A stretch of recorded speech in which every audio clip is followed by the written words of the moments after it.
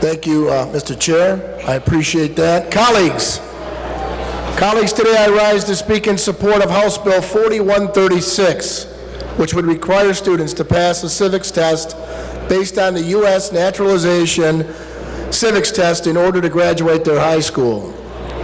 This bill is necessary because we have civics crisis in our educational system.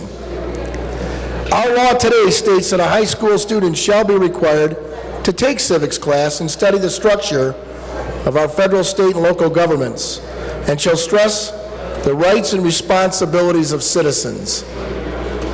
This requirement is not applicable as a graduation requirement for a high school student who is enlisted or has been inducted into the military service. This bipartisan bill, which I'm very proud of, passed out of committee without a single no vote, shows that we, as representative body, feel it's important for graduating high school student to have more knowledge about American civics than about the fast food dollar menu. We'd be requiring and joining 9 other states who have passed this requirement, with many more considering the same. The entire foundation of our great country and state are fueled on the principles of American government and civics. Our grandparents and great-grandparents took great pride in finding the freedoms this great country has to offer and worked hard to become U.S. citizens.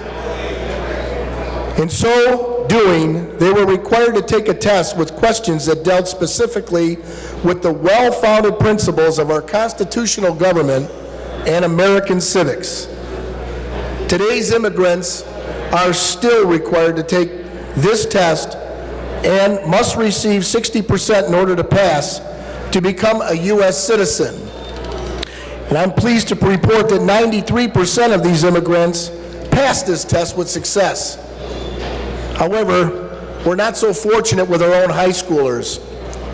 When tested, native-born American students who were provided this country's freedoms as their birthright did not do as well. As we have just observed Memorial Day, where all Americans who served in this great country were memorialized, our fallen heroes who have paid the ultimate sacrifice so that we may enjoy our freedoms of this great country. Today with us I have the American Legions. I also have members of the Disabled American Veterans and the Vietnam Veterans of America in the gallery to the east. Every branch of the armed forces supports this bill, and they too would like this body to also support the bill because they provided the foundation for these very students of the very principle these men and women have fought and died for. As a legislator, or as legislators in this body, we are mindful of the importance of our responsibility to this great state and specifically our students who we rely on for our future. These are the students who will grow up to take over our places in many disciplines and all walks of life, including government. We should expect that they will know that ours is a government of the people, by the people, and for the people. There should be more than just a basic understanding and appreciation for American and Michigan civics. Why should the threshold be higher for immigrants than for our own natural-born citizens? As you consider your vote today, members, remember these things and consider the following.